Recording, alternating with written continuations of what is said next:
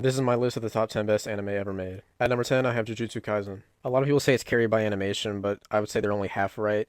The writing in JJK is really underrated. Characters like Gojo, Geto, Yuta are really well written. And of course, JJK is top of the line when it comes to animation and action. That's what it's known for. At number 9, I have Solo Leveling. I know Solo Leveling is practically just action and aura, but again, you'd only be half right in saying that. But if action and aura is all you want from a show, I think Solo Leveling is probably the best media out there for that. But like JJK, I think its writing and story is actually pretty underrated.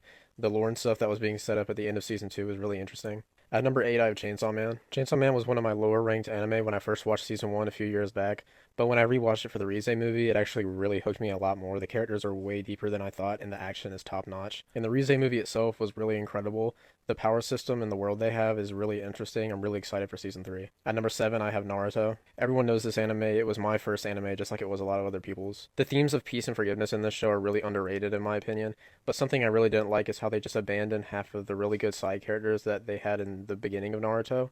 They just abandoned them in Shippuden. I think number 6 is going to be a little controversial, but at number 6, I have Cyberpunk Edgerunners. Although Edgerunners is only 10 episodes, it squeezes so much emotion into those 10. The action is top notch, and David is such an amazing and flawed character that it makes the ending that much more devastating, yet that much more perfect for a story like this. At number 5, I have Death Note. Death Note was the first anime that made me stare at my ceiling when the credits were rolling in the last episode. The philosophical limbo that this show puts your mind through the whole time is just insane, especially watching this as a 14-year-old. These next 4 are on another level than the rest. I consider all of these to be masterpieces. At number 4, I have my personal favorite anime of all time, One Piece. Although it's over 1,000 episodes, and yes, the pacing can be pretty terrible, especially in the first half, ask any One Piece fan and they'll tell you it's not enough episodes, and I completely agree. From the characters, the power system, the lore, the world building, everything is amazing. It is truly one of the most special pieces of media I've ever seen. I can't wait for season 2.